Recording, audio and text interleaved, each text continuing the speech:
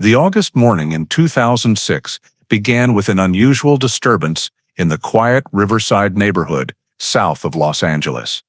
4 unmarked police cars quietly pulled up in front of a 2-story ivory-colored house at the end of Edgewood Street. Neighbors peeked through their curtains as officers in black bulletproof vests, with LAPD cold case unit emblazoned prominently in the early morning sunlight, quickly positioned themselves around the area. Inside, Richard Hale, 81 years old, a retired obstetrician-gynecologist, was preparing his golf clubs, a habit he had maintained for over 40 years, known as an exemplary medical teacher, benefactor to many infertile patients, and a devoted husband who had lived with his wife for nearly half a century. The knock at the door came at 6:35 a.m., urgent and firm. Richard Hale, Los Angeles Police. We have a warrant for your arrest in connection with the disappearance of your wife Evelyn Hale in 1954. The officers later described his hand trembling slightly as he set down his golf cap, but his face remained strangely calm, as if he had been waiting for this moment for half a century.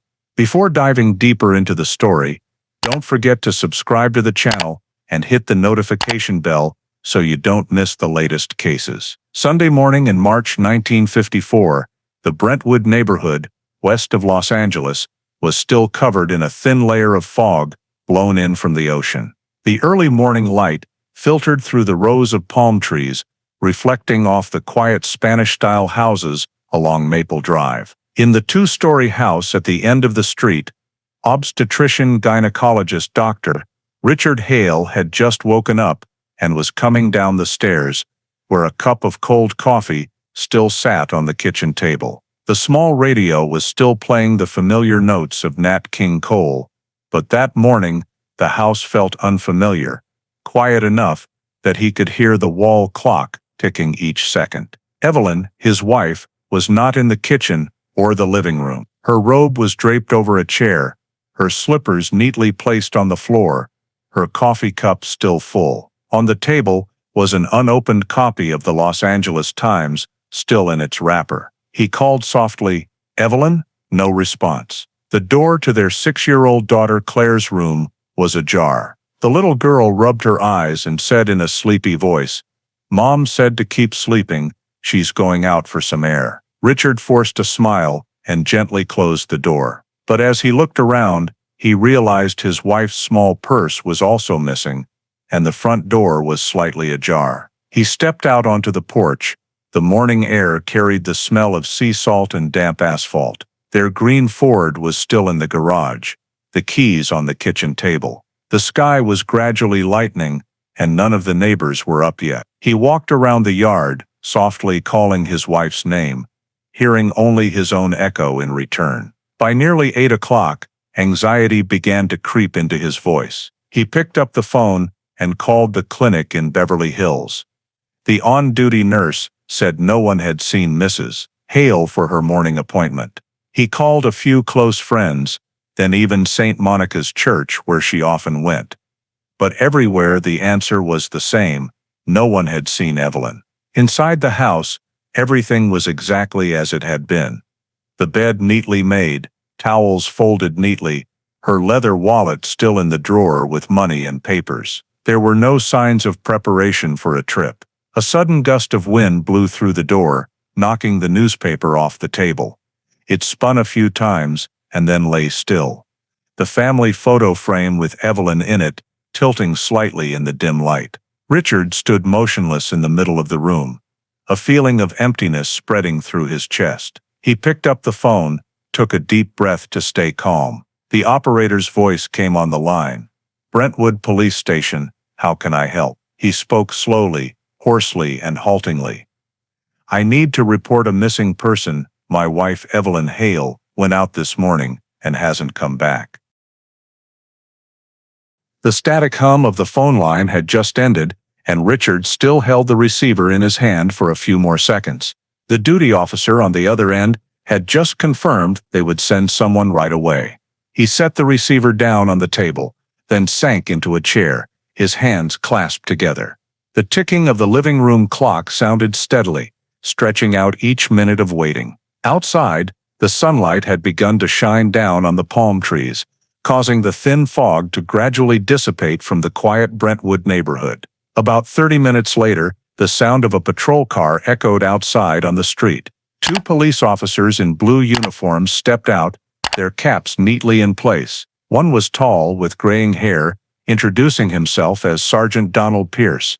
The other was younger, James O'Connor, who had just transferred to Brentwood a few months earlier. They greeted Richard and stepped into the house, their leather shoes leaving prints on the shiny tile floor. The air in the house smelled of cold coffee, mingled with a faint lingering scent of lavender from the night before. "You said she left the house this morning?" Pierce asked, his voice low, trying to keep calm for the man in front of him. "Around just after 6, Richard replied, his eyes staring blankly toward the staircase. "She said she wanted to go out for some air.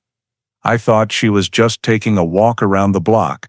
"Did she take her purse, money, or car keys?" "No. Everything's still here. The car's still in the garage." While Pierce continued questioning, the young officer O'Connor quietly walked around the house. He noticed the Los Angeles Times fallen under the table, a cup of coffee still with a film of milk, and the front door slightly ajar, causing the curtain to sway gently. Everything in the house was in order, neat to an unnatural degree. At the staircase, a neighbor's cat had just jumped through the doorframe, startling 6-year-old Claire slightly. She huddled in the corner of the room, hugging her doll. "Where did Mommy go?" she asked. Richard gently stroked her hair without answering. Pierce walked a circle around the front yard, his eyes scanning the porch, the garage entrance, the low bushes along the wall. There were no clear footprints, just a small damp patch of dirt near the back door, as if someone had stepped through the night before. He returned to the house and glanced at the wall clock, showing nearly 9 o'clock. "Which way does she usually walk, Mr. Hale?" he asked. "Normally toward San Vicente Boulevard, then to St. Monica's Church." "Yes," Richard said. "But today she didn't take her hat, and she didn't say she was going far." O'Connor left the front porch and walked along the quiet street. On the sidewalk, a few curious neighbors stood watching. A middle-aged woman, Miss Fuller, called over, "I saw their lights on until after 4 in the morning, then they suddenly went out." A newspaper delivery man recounted that the front door had been open when he delivered the paper at 5 o'clock, "But I thought they were up early." Both accounts added to the heaviness in the air. By late morning, the police team returned to the Hale house. O'Connor stepped over to the dining table, where a family photo from last Christmas stood in a wooden frame. In the photo, Evelyn smiled radiantly, her hair lightly curled, her eyes looking straight into the lens. That photo was like a living piece of memory, in stark contrast to the thick silence enveloping the house. Downstairs, Richard sat in a chair, his hands clasped tightly. When Pierce came down, he looked up, his eyes red-rimmed but still trying to stay composed. "What do you think this is?" he asked. Pierce hesitated. "It's too early to conclude, but we'll notify the neighboring stations." He opened a small notebook, jotted a few lines, then closed it.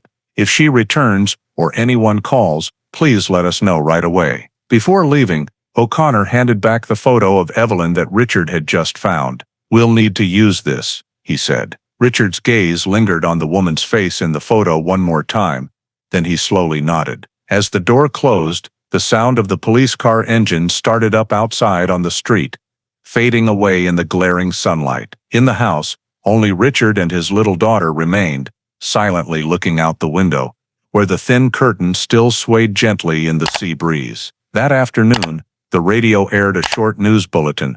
A woman was reported missing this morning in the Brentwood area of Los Angeles. The victim is Evelyn Hale, 35 years old, wife of obstetrician-gynecologist Dr. Richard Hale. "Police are conducting a search." The announcer's voice was steady, but in that house, each word weighed heavily on the air. Richard stared silently at the photo on the table. His wife's smile seemed still there, in a room gradually sinking into stillness and an unnamed fear. The afternoon of March 14, 1954. Brentwood had fully awakened from the morning fog. Golden sunlight spread over the palm trees, reflecting off the red tile roofs and gleaming glass windows of the luxurious houses. On Maple Drive, the patrol car slowly rolled along. Officers Pierce and O'Connor went door to door asking questions, their voices steady amid the quiet space, interspersed with the barking of dogs and the chirping of sparrows leaving their nests. At that time, the concept of surveillance cameras was still unfamiliar. All information relied on memory and accounts, but that morning, no one remembered seeing Evelyn Hale leave the neighborhood. No neighbor heard an engine start. No one saw her figure walking along the sidewalk. While the patrol team split up to search around Brentwood Park, the parking lot near the market, and the small roads leading down to the Santa Monica area, at the Hale house, the tense atmosphere still hung heavy. Richard sat at the kitchen table, his hands clasped tightly, his eyes fixed on the phone as if waiting for it to ring.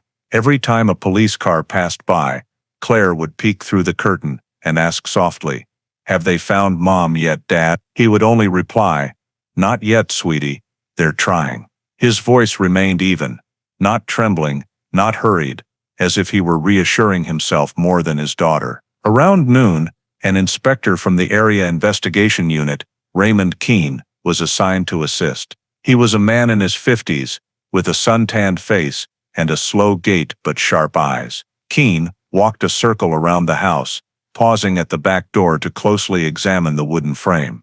"This door looks like it was wiped down this morning," he said. O'Connor nodded, silently noting it.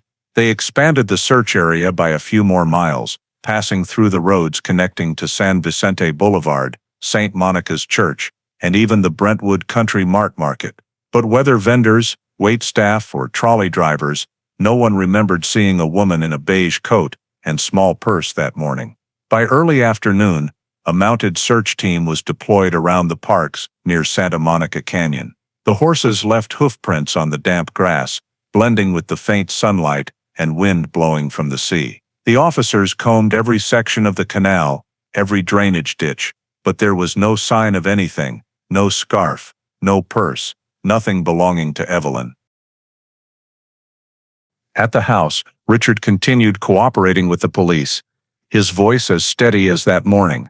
"She could be at a friend's house," he said, when Pierce asked again. "Maybe she just needed a day away for some peace." The response made Keene glance at O'Connor.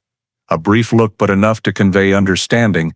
No husband could be this calm when his wife vanished. In the living room, the white curtain still swayed with the wind, sunlight slanting through to illuminate the family photo frame where Evelyn smiled with her daughter. Around 5 p.m., Keene stopped by Mrs. Fuller's house. The neighbor who had seen the Hale house lights on until nearly 4 in the morning. She elaborated, "I didn't hear any yelling or arguing, just saw the bedroom light come on, then suddenly go out. After that, silence." He asked more, and she shook her head. "It was humid that night. I had the windows closed. Maybe they were just talking." Keene nodded, thanked her, and left, his eyes thoughtful. As dusk fell, the police car pulled up in front of the house again. Pierce stepped in and reported no results yet. He glanced at his watch and said quietly to Keene, "It's been 24 hours. If she just went somewhere, someone should have seen her by now." Keene looked up the staircase, where Claire was sitting, her childlike eyes looking down full of confusion. "Mom and Dad were fighting," she said softly, as he approached. "Last night, Mom cried, then Dad went downstairs. I heard the door slam hard." The words made the room seem to sag. Keene just nodded, asking no more. He turned to Richard, who was leaning against the wall, a flicker of defensiveness in his eyes. Night fell, darkness flooding the neighborhood. The streetlights came on all at once, casting a pale yellow glow over the empty road. Out on the porch, a young officer with a handheld bullhorn read the description of the missing person to the local residents. Female, 35 years old, brown hair, blue eyes, about 5'5" tall, last seen wearing a beige coat and gray skirt. In the distance, a few windows cracked open, some people looking out, others closing them, all murmuring. Around 9 o'clock that evening, the news began to spread across Los Angeles. Station KFWB aired a short bulletin, the announcer's voice steady. The wife of renowned obstetrician-gynecologist Dr. Richard Hale was reported missing this morning. Police are conducting searches in the Brentwood and Santa Monica areas. There is currently no evidence suggesting foul play. At the Hale house, Richard sat alone in the living room, the dim yellow lamplight illuminating his face. Claire had fallen asleep on the sofa, clutching her doll tightly. The wind from the window carried in the sea's dampness and the lingering scent of soap in the air. He looked at the clock. It was 11 p.m. Still no calls, no news. He stood up and stepped out onto the porch. The Los Angeles sky that night was moonless, only scattered lights from distant street lamps on San Vicente Boulevard. A dog barked loudly next door, the sound echoing through the empty street. Inside, the radio was still on, replaying the old bulletin. The announcer's voice came on again, clear and steady, like a haunting reminder. The wife of the renowned doctor has vanished without a trace. Richard stared down the long straight road, silent as the night itself. Somewhere in the city that never sleeps, something was beginning, silently, coldly, and irreversible. The next morning, as the first sunlight slanted through the palm trees, the Los Angeles Police Department's forensics van pulled up in front of 112 Maple Drive. The police had decided to send the crime scene technicians back to the site, not treating it anymore as an adult, voluntary departure, but as a disappearance with unusual signs. Sergeant Pierce stood on the porch, lighting a cigarette, his eyes following the two technicians carrying toolboxes and cameras as they entered the house. The sea breeze from Santa Monica blew in, making the van's tarp flap lightly, the clinking of metal tools mingling with the dry click of the box camera, echoing in the silent house. In the living room, everything was exactly as it had been the previous afternoon. Only a faint, damp smell, mixed with a whiff of cleaning chemicals, lingered in the air. Officer O'Connor flung open the windows to let in the light, while the technician bent close to the tile floor, dusting for prints. He discovered a few faint streaks, extending near the threshold, like marks where someone had wiped up something spilled on the floor. This spot might have had blood once, he said quietly. And Pierce signaled to photograph it. No one said another word. In that room, the silence carried an invisible weight. They moved upstairs. Evelyn's bedroom was at the front, the door half closed, the curtain still half drawn. When Pierce stepped in, he stopped immediately. A faint brown stain on the edge of the curtain, small enough that only a sharp eye would notice it. Dried blood, the technician confirmed after swabbing a sample. Nearby, on the hallway wall next to the door, there was a 10-inch-long scratch, the paint slightly chipped, as if something or someone had slammed into it hard. Small, disjointed details, but in this overly clean space, they made everything feel unsettling. Pierce scanned the room. The bed neatly made, blankets smooth, pillows unflattened, clothes folded neatly, everything tidied with meticulous care to an unnatural degree. Was she always this neat? He asked Richard, who was still standing in the doorway, hands clasped. Yes, Richard replied. Evelyn always liked a clean house. He tried to smile, but his voice was slightly hoarse. The light made his face look paler than usual. On the nightstand, an empty glass bottle of painkillers lay next to a stainless steel water pitcher. The label on the bottle read, codeine. Prescription by Dr. Hale. Pierce glanced at the wording but said nothing. He unscrewed the pitcher lid and sniffed lightly. Only a cold metallic smell remained. The glass beside it had no lipstick marks, but a faint handprint on the rim. The technician blew silver powder lightly, revealing a few fingerprint ridges. We'll send it for analysis, he said. O'Connor lifted the pillow edge slightly. Underneath was a long brown hair caught in the stitching. He bagged it in nylon and marked it. In the closet corner, a gap on the hanger rack. Did she have a red and white silk scarf? O'Connor asked. Richard looked up. That scarf. She usually wore it every morning. Maybe she left it somewhere. The officer looked around but didn't see it. He made a mental note. A personal item missing, sometimes more significant than a blood stain. As the forensics team left the room, Pierce turned back to look at the bed. He sat down, his hand lightly touching the cold blanket, feeling its strangely smooth surface. "Do you find this odd, James?" he said quietly to his colleague. "If she left early, why is the bed flat like it was just made?" O'Connor nodded but didn't respond. Both knew rooms that were too perfect often hid something very wrong. They continued checking the hallway. A faint smudge stretched across the wooden floor, visible only when the sunlight hit at an angle. The technician used an ultraviolet light, revealing a curved arc of fluorescence. "White mark," he said. "Possibly a liquid cleaned up with a solution." Pierce leaned down, eyes suspicious. "Blood? Hard to say, but likely." He signaled to photograph and mark the spot. Downstairs, Claire was sitting on the sofa, arms around her doll. The little girl watched the people in white coats going up and down with wide, frightened eyes. O'Connor sat beside her, trying to smile. "Did you see Mom take anything when she left?" "No," she shook her head. "She just said she was going for a walk. Mom took her purse, didn't get her sweater." "What about Mom's red scarf? I remember Mom wrapped it last night when they were fighting." The short sentence made the whole room seem to freeze. Pierce turned to Richard, who was leaning against the wall, arms crossed over his chest. "Did you hear anything last night?" "No," he replied quickly. "I slept downstairs, tired after rounds." His voice was slightly sharp, then lowered. "What are you implying?" Pierce just looked at him, without answering. He knew that at this point, all suspicions had to stay in his head. Around midday, the technical team finished photographing and collecting samples. The evidence bags were numbered and sealed.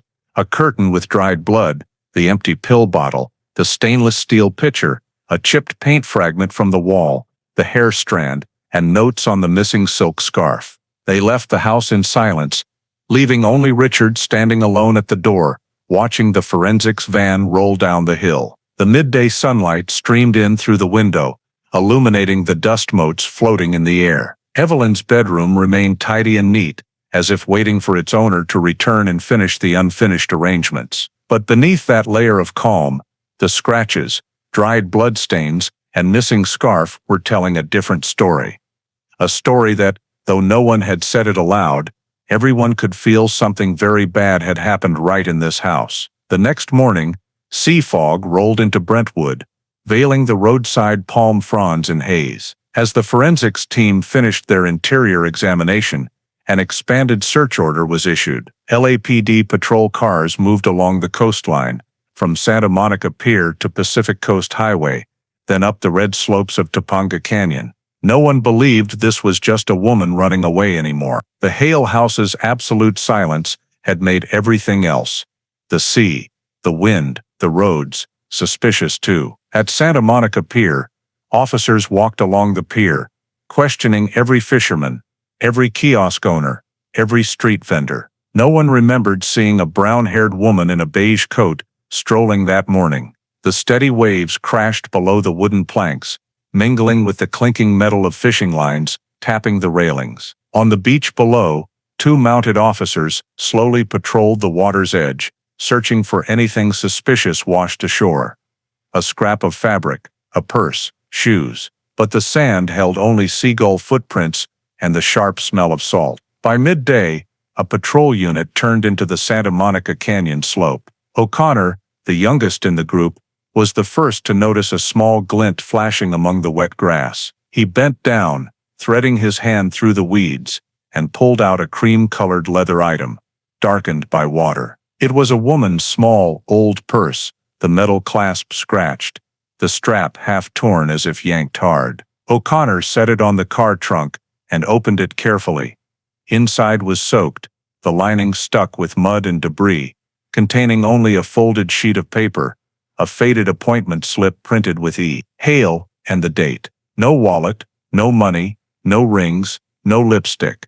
Pierce examined the purse under the sunlight. The clasp edge was dented inward, the leather side scratched in an arc shape, a typical skid mark from something falling from a height onto concrete. He walked along the roadside and saw the grass compressed, the red soil still damp. A few steps away, a fresh cigarette filter lay tilted in the mud. If it was thrown from a car, he said quietly, it would have to be from the north heading down. The trajectory slid and fell right into the ditch.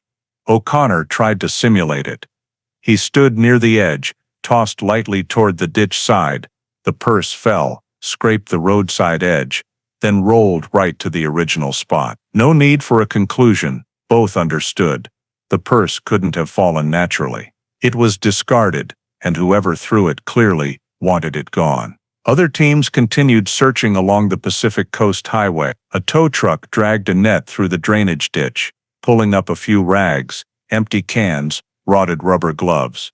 Nothing more. The sea wind blew strongly, swirling salt spray into the air, carrying the metallic clank of the net hitting iron stakes. In the distance, seagulls skimmed low, their cries shrill against the white-gray sky. No one said it aloud, but everyone felt the heaviness creeping into every movement.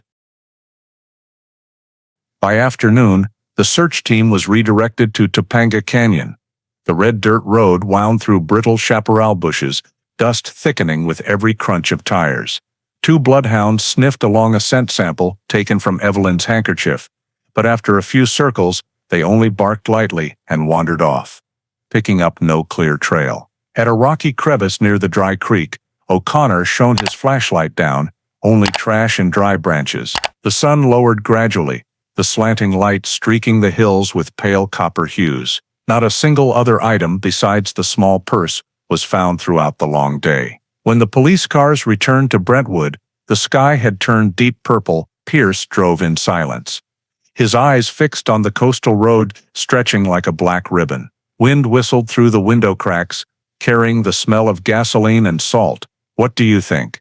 O'Connor asked quietly. Pierce didn't answer right away. "If it was a robbery," he said, "he would have taken the money, the ring. But here, everything's still there, just missing the person." News of the purse quickly reached the Hale house. Richard received the information with an almost expressionless face.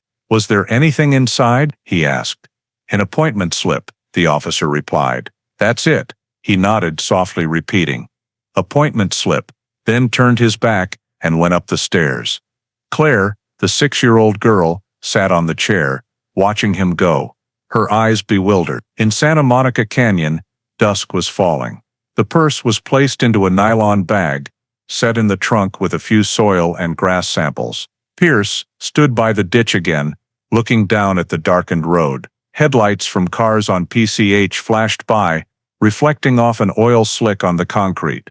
With each passing light, he saw more clearly the faint skid path where the purse had once fallen. In the whistling wind, he murmured, as if to himself, "This isn't something people drop. This is something people throw away." On the way back, the patrol car drove slowly. O'Connor leaned his head against the window, neon signs along the boulevard, lighting up letter by letter: Cafe Pacific, Pier Motel, gas and tires. The city was coming alive after a long day, while inside the car, only the radio hummed softly, the announcer reading slowly. "LAPD expands search for missing woman in Brentwood. The victim is Evelyn Hale, 35 years old." That steady voice, blending with the distant rhythm of waves, seemed to turn everything into a slow, sad melody. When they returned to Brentwood, it was fully dark. Streetlights shone on the Hale house roof, casting faint streaks of light on the walls. No one voiced a conclusion,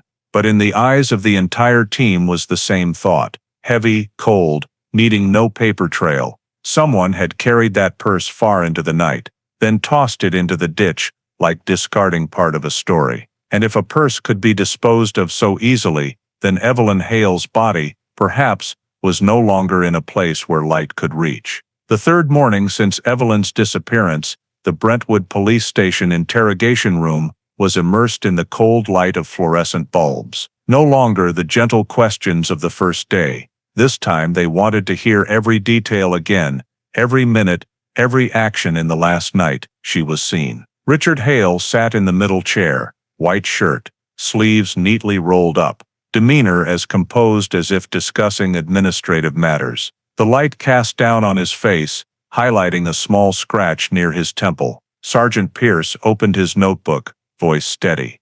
"State again the last time you saw your wife." "Around 6 a.m., Richard replied, eyes straight ahead. "I woke up, she was already up, said she was going out for a walk, not far." "Did you see her take anything?"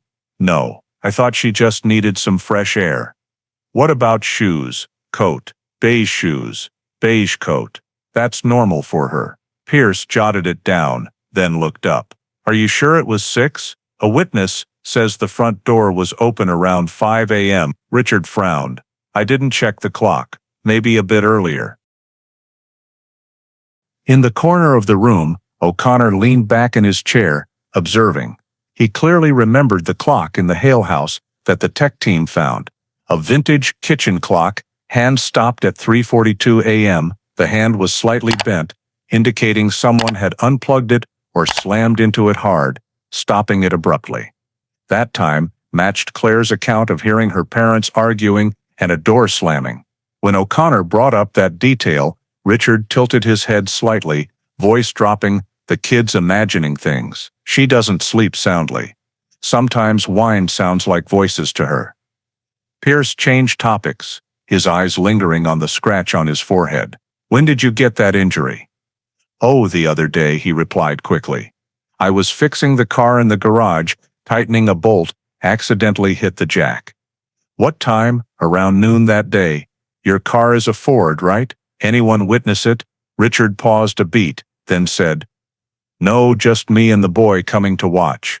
But he just stood outside." While Pierce questioned, O'Connor flipped through photos of the garage, clean concrete floor, not a drop of oil, no scattered tools, completely unlike a place where a car had just been worked on. When he pressed further, "We didn't see any signs of work in the garage," Richard only replied softly, "I cleaned it up."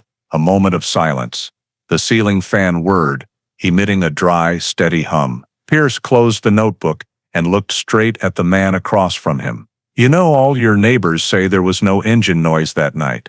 If you were working on the car, they'd have heard it." Richard smiled faintly. "Maybe they sleep sounder than I thought."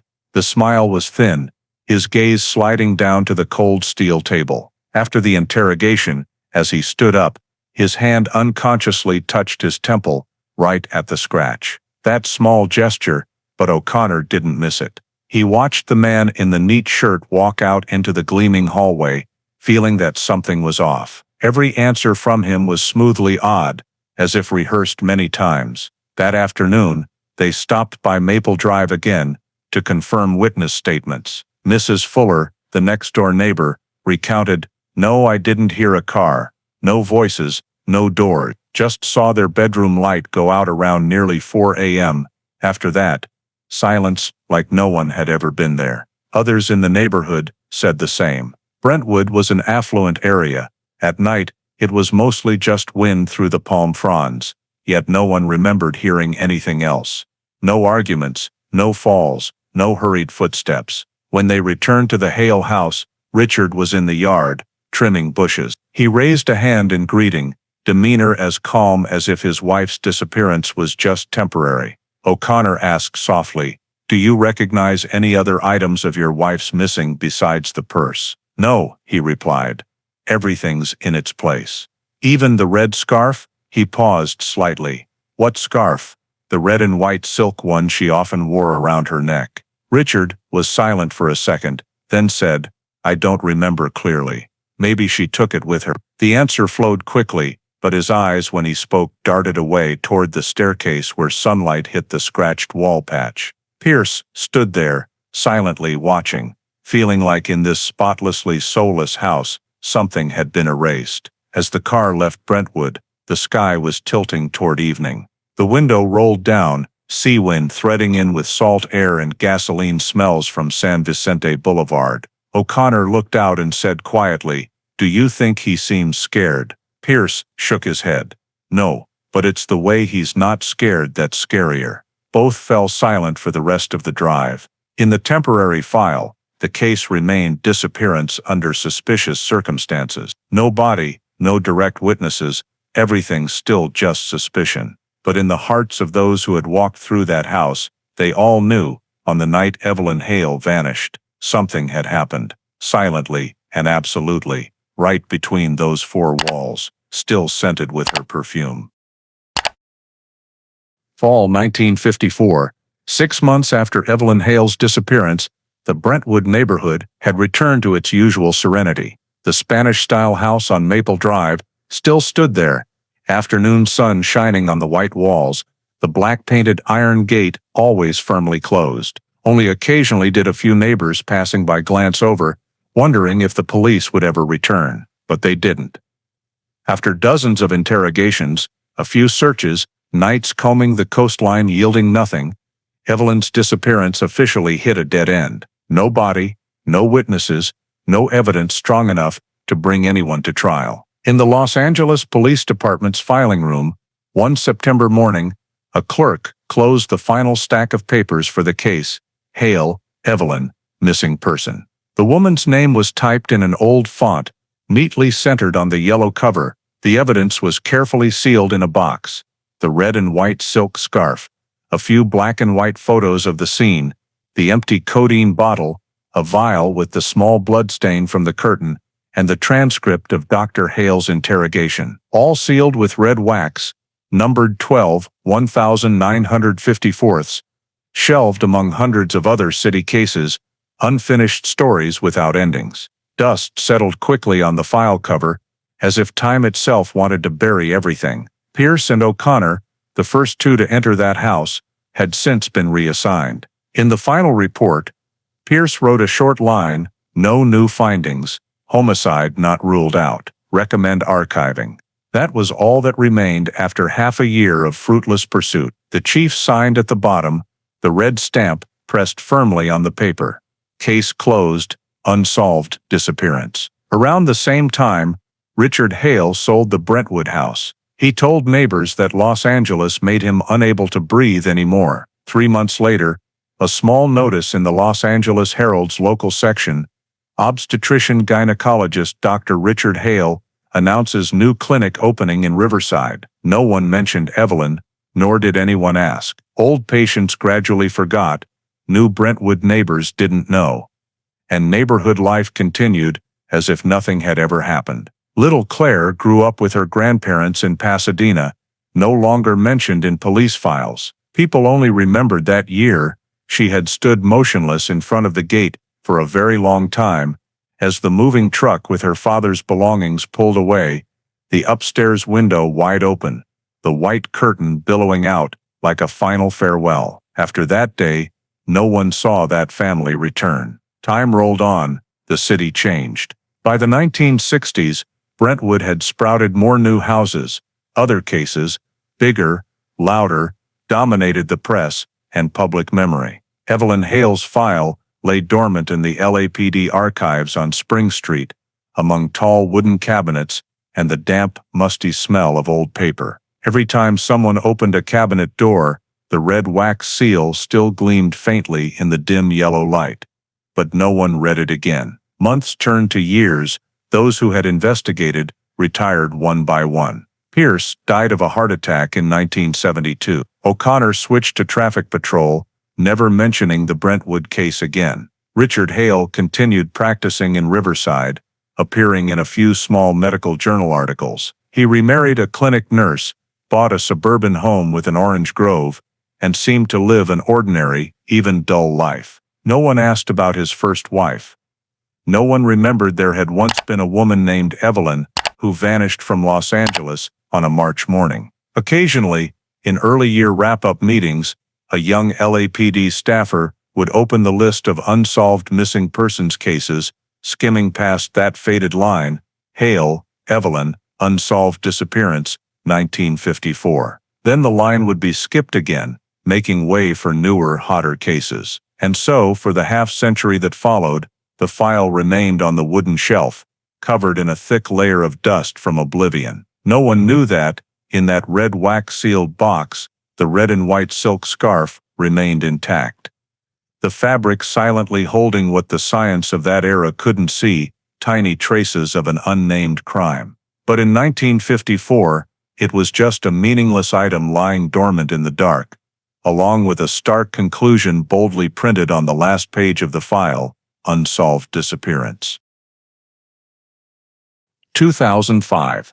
In the old storage basement of the Los Angeles Police Department, the air was thick with the smell of damp paper and rusting metal. Rows of tall wooden cabinets reached the ceiling, each compartment holding hundreds of unresolved cases, most forgotten across generations of investigators.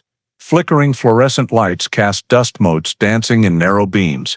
Detective Sarah Miller, an investigator in the newly formed Cold Case Division, was combing through old files for the LAPD Cold Case Digital Archive project, a major effort to digitize thousands of cases from the early 20th century.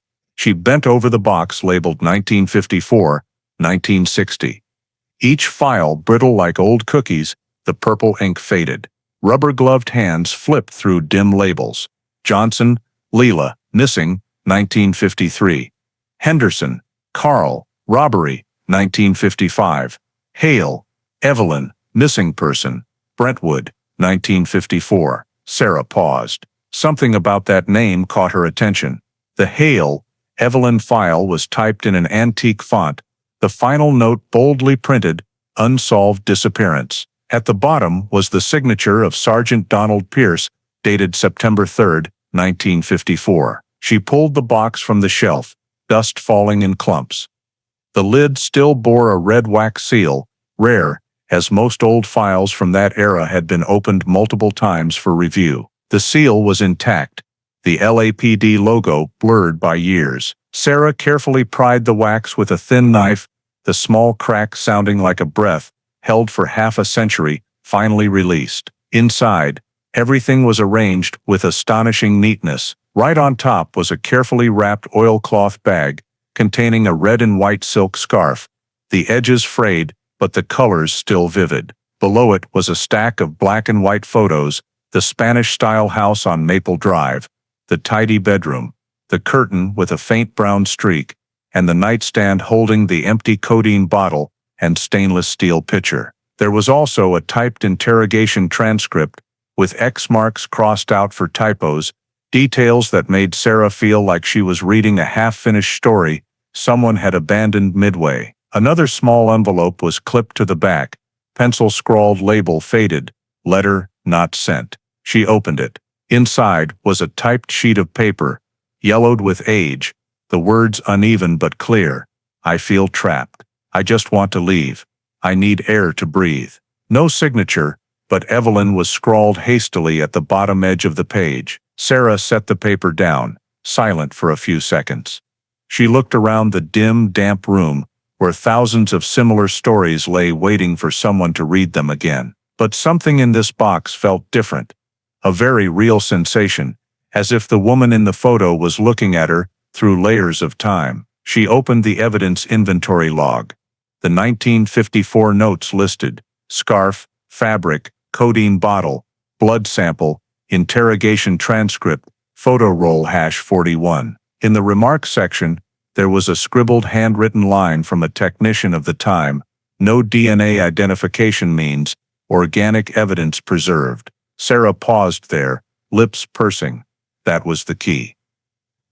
In 1954, identifying someone through biological traces was science fiction. But in 2005, California's state lab had begun using touch DNA techniques, able to extract and amplify samples from the tiniest skin cells left on fabric or objects. If that scarf had been stored airtight, the chance was still there. She placed the scarf on the metal table, under the pale yellow light. The fabric was still smooth, but in the center were darkened patches, faint smears, blood, most likely. She donned fresh gloves, folded the scarf per protocol, placed it in a new sterile plastic evidence bag, labeled Forensic Re-Examination, 2005. That very afternoon, Sarah took it to the State Forensics Institute's lab, along with all related documents. When signing the handover form, the receiving clerk glanced at the box label and whistled softly. 1954. God, that's before I was even born. Sarah gave a faint smile. She deserves answers as much as anyone. That afternoon, back at the office, Sarah opened her computer and entered the project's first data line. Case number 54, HA112, Evelyn Hale, missing person, Brentwood, reopened for forensic analysis. The keyboard clacked steadily in the quiet room. Outside the window, Los Angeles sunset light glinted off the old downtown buildings, reflecting pale gold on the glass. In the basement storage below, hundreds of other file boxes lay still. But only one had just been opened after 50 years, and from that moment, Evelyn Hale's disappearance officially came alive again in the world of those seeking justice who had slept too long.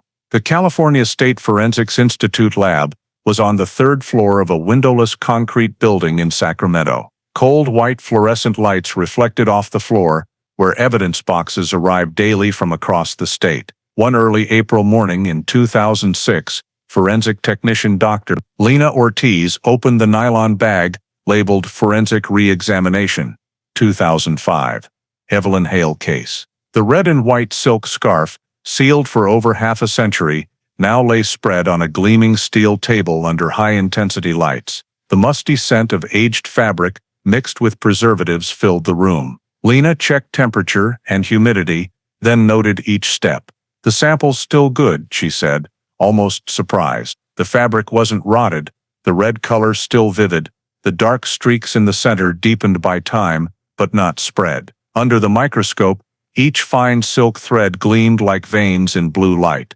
She used steel tweezers to clip a corner of the scarf, placing it in a sterile tray, adding extraction solution. The touch DNA process, a new technique allowing recovery of biological traces from just a few dead skin cells, demanded absolute patience. In the quiet room, only the clock's tick and the centrifuge's low whine remained. 3 days later, the extractions were complete. Initial results: 2-person DNA mixture, 1 male, 1 female. What caught Lena's attention was the unequal ratio of the two genetic profiles. The female profile was about 60%, the male 40%, indicating both had direct contact with the object, not a casual touch. She marked the report, high contact DNA mixture. When the results were forwarded to Detective Sarah Miller in Los Angeles, she paused her work, sitting silently in front of the screen. Those 2 short lines, male and female DNA mixture, made the entire case come alive. She sent the next request, compare with the National CODIS DNA database and the California State Blood Bank repository. A week later, the response email arrived from Sacramento. The results left the entire investigative team silent for a few minutes. The first line of the report read, "Partial male profile matches historical blood donor record, Dr. Richard Hale, Riverside County, 1978. Sarah read it 3 times to be sure. The CODIS system held a partial DNA sample from Hale because he had participated in a community health blood drive. Though the file was old, the genetic sequence matched 99.8% with the male DNA on the scarf. She leaned back in her chair, taking a deep breath. The office was quiet, only the hum of the air conditioner and the light tapping of her fingers on the desk. 50 years earlier, he was the only one present in the house on the night Evelyn disappeared. And now, his trace remained on the item that had once wrapped around that woman's neck. To rule out any margin of error, Sarah contacted the Riverside Forensics Institute, where Hale's old medical records were still stored. The serum sample from the 1978 blood drive was sealed in a glass vial, preserved in deep freeze. 3 days later, the confirmation results, the DNA sequence completely matched the male sample found on the scarf. As for the female DNA sequence, since Evelyn had disappeared without leaving a reference sample, Sarah had to find living relatives. Through civil records, she located Lisa McAdams, 43 years old, Evelyn's niece, living in Pasadena. Lisa had heard the disappearance story from her mother, Evelyn's sister, but only thought of it as an old family tragedy. When Sarah arrived, she was silent for a long moment before the old photo the detective showed her. "I've never seen that scarf," Lisa said, "but I remember my grandmother saying Aunt Evelyn always wore a red and white scarf whenever she went out." Lisa agreed to provide a DNA sample via buccal swab. 2 weeks later, the lab report returned. The female DNA on the scarf matched direct maternal lineage with Lisa McAdams.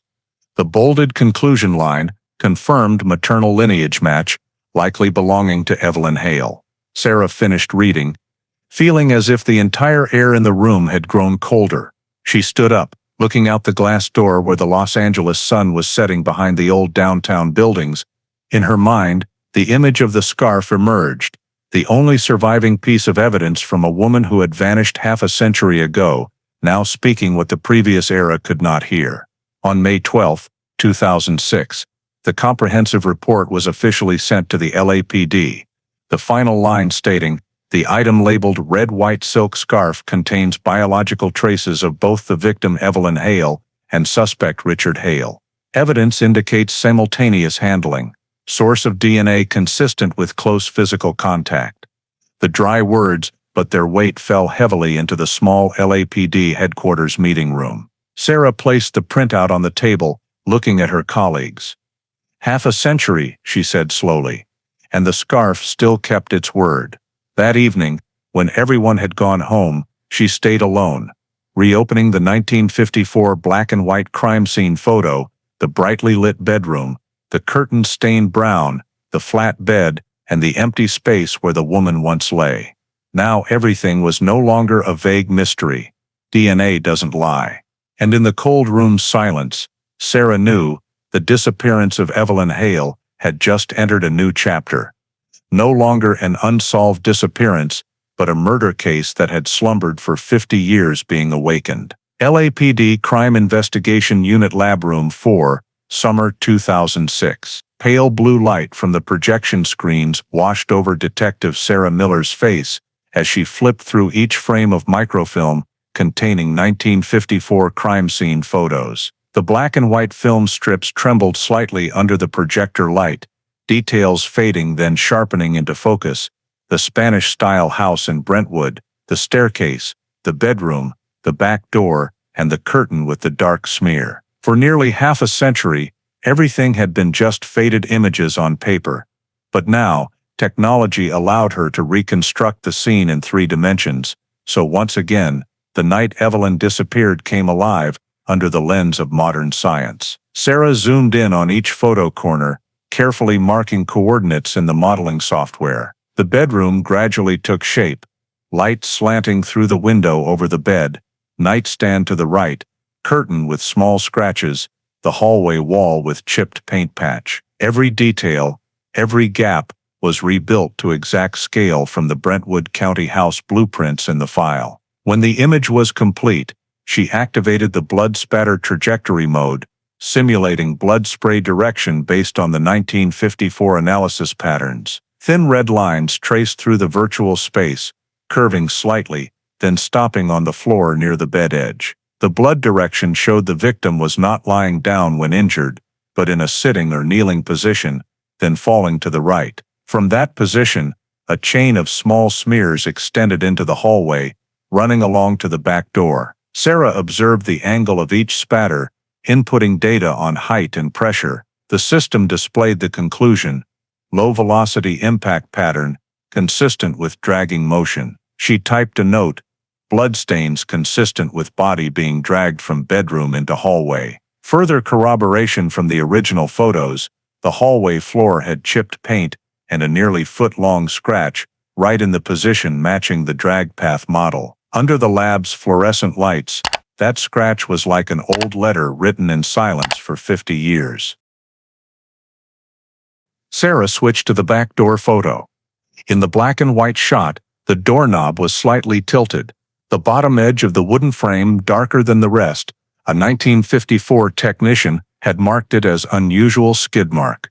When zoomed in, she saw a vertical scratch on the wood grain, direction from inside to outside, about 30 inches high, just the height when a heavy object was dragged through and collided. She fed the data into the model from bed hallway back door. That path closed into a clear trajectory. At 3:42 a.m., the time the kitchen clock stopped, the bedroom light was on. Evelyn was attacked in the bedroom, possibly while sitting on the bed. Then the body was dragged through the hallway, hitting the wall and stopping at the back door. Beyond the threshold, everything became empty. No photos, no tire tracks, just the dark expanse of the backyard and the path leading to the garage. In the old file box, Sarah found a small bag containing red soil sample, labeled "Recovered from bedroom carpet, 1954. At the time, the technician had only noted briefly, "Unknown soil origin." She sent the sample to the state's geological analysis lab. A week later, the results returned: composition red sandy loam, with trace of serpentine mineral, consistent with soil from Santa Monica Canyon area. Sarah looked at the result line, feeling as if she had just heard Pierce's voice from the old report. Homicide not ruled out. Now, after half a century, the red soil evidence confirmed that hypothesis. Santa Monica Canyon, where Evelyn's purse was found, was just over 8 miles from the house. Soil from that area couldn't be in the Brentwood bedroom carpet unless someone entered the house after leaving that location. She reopened the map, tracing the route from Maple Drive to the spot where the purse was discarded in 1954. The path was short, convenient, empty in the early dawn. Back then, no traffic cameras, no witnesses, just the desolate road toward the sea. Sarah inputted more data: 3:42 a.m. Time, door open, lights off at 4 o'clock. The system rebuilt the simulation.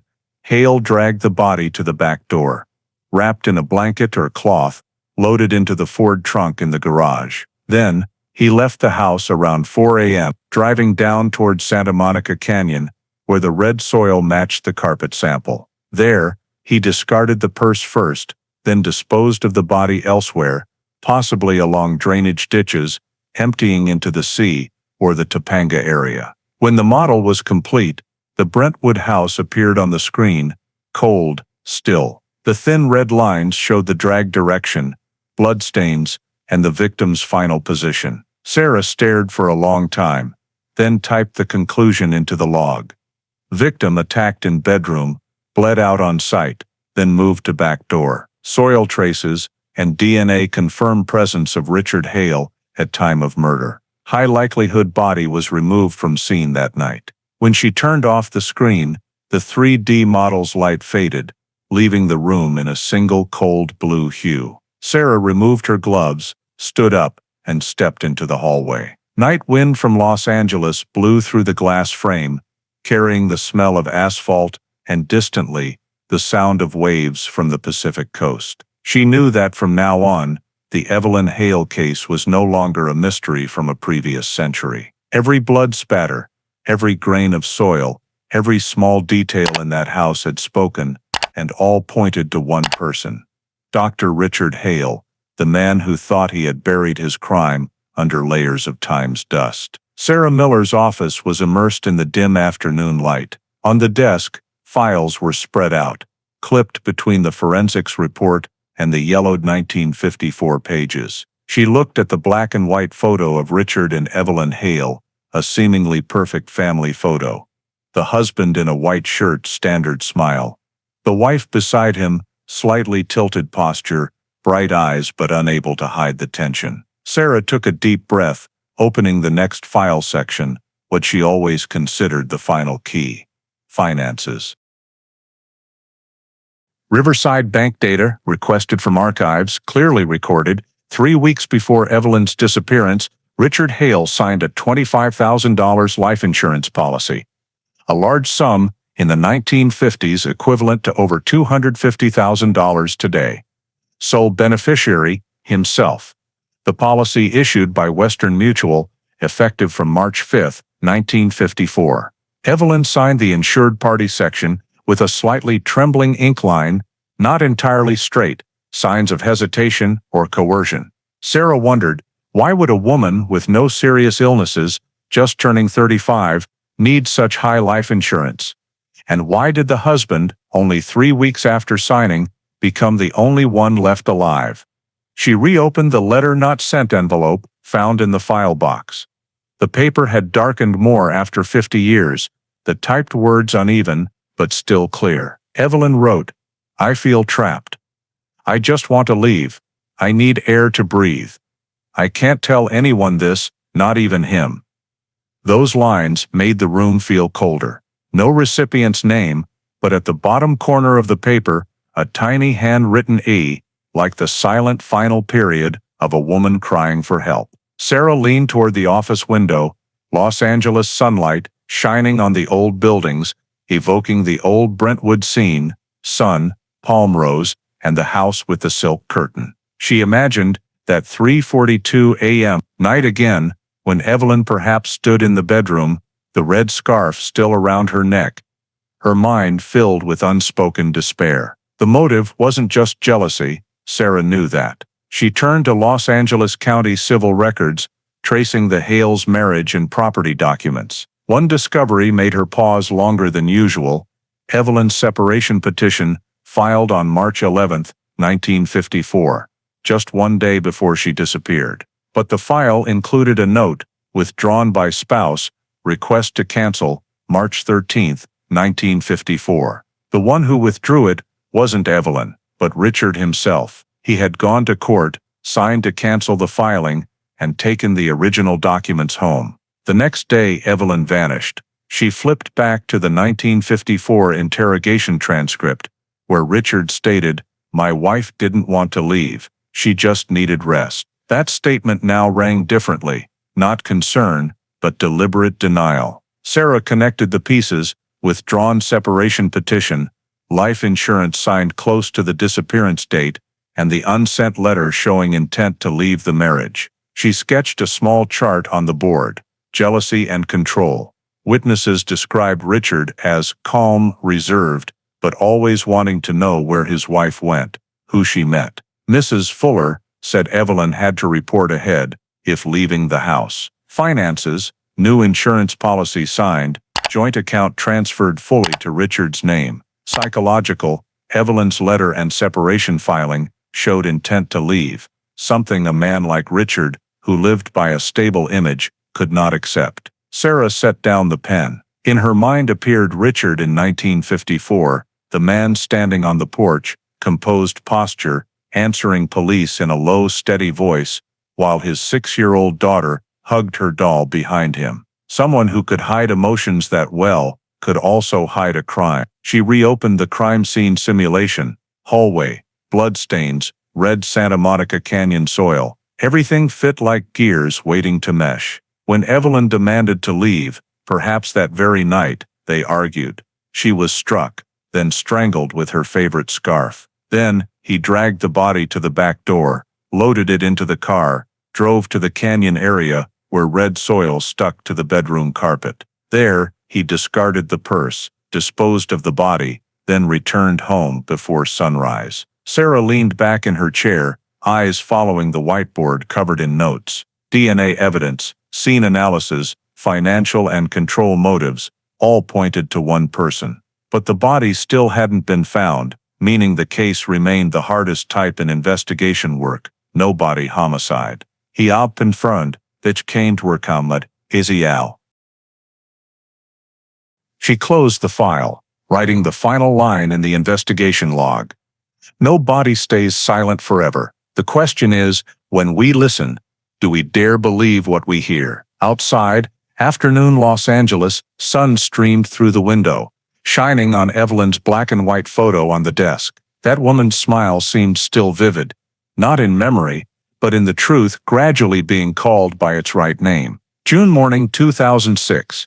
Detective Sarah Miller sat in a small Riverside cafe, a thick file stack and a list of names in front of her, old names, faded by time, but possibly holding the final key to the case. After over half a century, many witnesses had passed away. But through archived documents, she traced a few still alive: a nurse who once worked in Dr. Hale's clinic, an elderly Brentwood neighbor, and a dry cleaner who received items directly from him 2 days after Evelyn disappeared. 3 faded memory fragments, but if pieced together, they could illuminate the shadows between report lines. The first was Margaret Duval, now over 80, living in a nursing home near Pomona. When Sarah arrived, she sat in a wicker chair, wrapped in a thin wool shawl, eyes still bright but voice trembling slightly. Hearing the name Hale, she paused briefly. He was a respected man, she said. Patients trusted him, the clinic always busy, but he had a way of speaking that made everyone wary. Sarah opened her notebook, recording every word. Margaret recounted that Evelyn often stopped by the clinic to help with bookkeeping, sometimes bringing documents at shift end. She was very kind, but always checked the clock. At 5, she'd leave. Once I jokingly asked why she was always in a hurry. She just said, "I don't want to be late home. He won't like it." She paused, lowering her voice. About 2 weeks before she disappeared, she said something to me I'll never forget. She said, "If one day I disappear, don't believe him." Sarah looked up, heart racing. Mrs. Duval looked at her, voice hoarse. When I heard she was missing, that sentence kept repeating in my head. But in 1954, who would dare suspect a doctor? Sarah thanked her, squeezing her hand lightly before leaving. In the car, she sat silent for a few minutes. That statement, "Don't believe him," was like the final piece of the unsent letter. Evelyn had tried to say something. It was just that no one would listen. That same afternoon, she went to Brentwood. The house at 112 Maple Drive now belonged to others, repainted, red tile roof replaced. But a few houses down, an old neighbor still lived there. Howard Lane, 87 years old, once a young telephone repairman back then. He still remembered the morning police cars blocked the street. I saw him, Dr. Hale, standing on the porch, hands in pockets, face pale as a ghost. No crying, no questions. When police left, he went inside, drew the curtains tight. That night, I heard water running non-stop in the backyard, and scrubbing sounds, like someone washing the floor. He paused, squinting toward the street end, where afternoon sun glinted off palm rows. Next morning, he took the car somewhere very early. It returned before 7, I remember, because I was out getting the paper right then. Sarah asked, "Did you ever see his car dirty, or anything unusual?" Not clearly, but I remember a strong bleach smell. The whole neighborhood smelled it. Bleach smell. The words reminded her of a small note in the file. Police noted unusual ammonia odor at Hale residence. At the time, no one saw it as abnormal, just thought he was cleaning house after his wife disappeared. Now each piece fit as if Evelyn was whispering through the remaining details. The next day, Sarah drove to the old Riverside neighborhood, where a dry cleaning shop still operated under the faded sign. Westside Laundry, since 1948. The current owner was the founder's son, but upon hearing the name Hale, he invited her inside, digging through his father's old handwritten ledgers. The brown leather book, yellowed pages, neat handwriting, each page listing customer names, pickup dates, and laundry types. He flipped to mid-March, 1954, fingers stopping. "Here it is," he said. The purple ink line stood out clearly. Hale, 1 blanket, heavy stain, requested double bleach, paid cash. Date noted, March 15, 1954, exactly 2 days after Evelyn was reported missing. Sarah looked at the handwriting, her heart aching slightly. "Anything special?" The owner shook his head. "My dad recounted that the man who brought the blanket was Dr. Hale himself. He wouldn't let anyone touch it, just said it needed cleaning right away, had a medicinal smell. Dad said that smell wasn't medicine, but bleach mixed with something heavier, like iron or copper." Sarah requested to see the delivery log signature. He flipped to the next page, the line R. Hale, written in slanted, bold, decisive strokes. She compared it to the sample handwriting from that year's insurance file. The slant matched perfectly, from the angle to the loop on the HA. No doubt left, it was Richard Hale who brought the blanket for cleaning 2 days after his wife disappeared. She photographed it, sending the signature sample to the handwriting analysis unit. 3 days later, results confirmed 100% match. The expert added a remark: "Signature shows haste, pressure, often seen in someone concealing behavior." That evening, Sarah returned to the office. On the whiteboard, she pinned 3 photos: Nurse Duval, Mr. Lane, and the 1954 laundry ledger. Under each photo was a summary line. Evelyn, if I disappear, don't believe him. Neighbor, water sounds. Bleach, smell, car leaving at dawn. Dry cleaner, stained blanket, rush bleach request, Hale signature. 3 fragments of old memory now connected like a logical chain of events. The night Evelyn was killed in the bedroom. The next morning, Hale cleaned the scene, used bleach to wash away the blood, then took the blanket, the biggest piece of evidence, to the cleaners. With 1954 technology, all traces were erased, and the case slumbered. But time, as Sarah realized, doesn't always stand on the side of the concealer. She sat looking at the lines on the board, hands clasped together. Night wind blew through the window, gently rustling Evelyn's photo pinned in the top left corner. The woman in the beige coat, a faint smile. Half a century earlier, her voice had been silenced. But now, through the accounts of surviving witnesses, through the signature, through the bleach smell, Evelyn Hale had finally spoken. LAPD Cold Case Investigation Room, Fall 2006. Fluorescent lights shone down on Detective Sarah Miller's desk, where documents, black and white photos, and red scribbled notes sprawled like a map of a buried crime.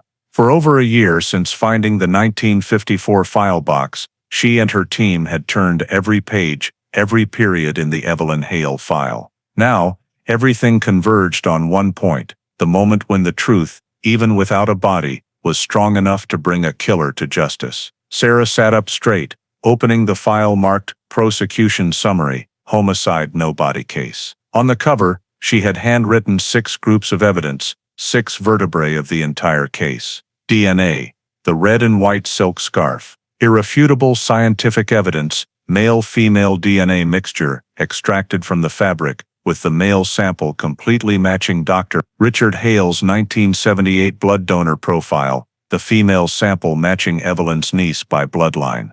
The California State Lab confirmed both had direct contact, not a casual touch. Conclusion: the evidence contains the DNA of the suspect and victim at the same time. Blood and crime scene. 1954 crime scene photos, recovered via microfilm, along with a 3D model reconstruction showing small blood smears along the hallway, consistent with dragging an object.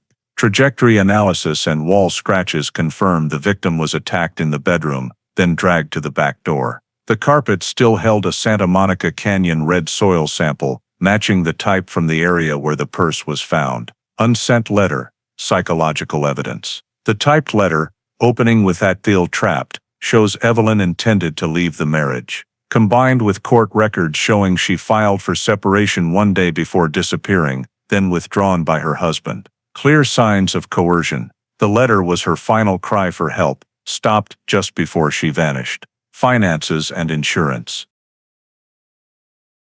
3 weeks before the disappearance, Richard purchased a $25,000 life insurance policy, a huge sum at the time, naming himself sole beneficiary. Financial experts confirmed Evelyn's signature on the contract with trembling ink and offline strokes. Less than a month later, she vanished, and Richard attempted to claim it but was denied by the company due to the unresolved case. Testimony from living witnesses, nurse Margaret Duval, confirmed Evelyn feared her husband, once said, "If I disappear, don't believe him." Mr. Howard Lane neighbor heard water running, scrubbing in the backyard all night. Evelyn disappeared. Early next morning saw Hale's car leave the house, strong bleach smell. West Side Laundry owner ledger entry March 15, 1954. Hale 1 blanket, heavy stain, requested double bleach, paid cash. Signature matches Richard Hale's handwriting. Laundry evidence, post-crime scene cleanup behavior. New evidence, extracted from the laundry ledger, along with handwriting analysis, confirms Richard personally brought the blood-soaked blanket for cleaning 2 days after the disappearance. Expert report. Signature shows stressed, hasty psychology. This is concealment behavior after the crime. Sarah reviewed each item, underlining key details. On the desk, she laid out 6 symbolic items: photo of the scarf, crime scene map, the letter insurance contract, witness statement transcript, and photo of the laundry ledger page. 6 pieces, 6 layers of time, now joined into a seamless picture, strong enough to support a nobody homicide case. That afternoon, Sarah stepped into the small second-floor meeting room, where Los Angeles County Prosecutor David Rosen waited. He was known for caution, especially with no body cases. When she placed the thick file on the table, he asked directly, "No body. What do you think our chances are, percentage-wise?" Sarah replied, voice firm, "The DNA, financial, and post-crime behavior evidence is enough to constitute circumstantial homicide. We don't need the body, just proof that woman can't still be alive." Rosen silently read each page, light from the window illuminating his weathered face. When he flipped to the DNA comparison section, he nodded slightly.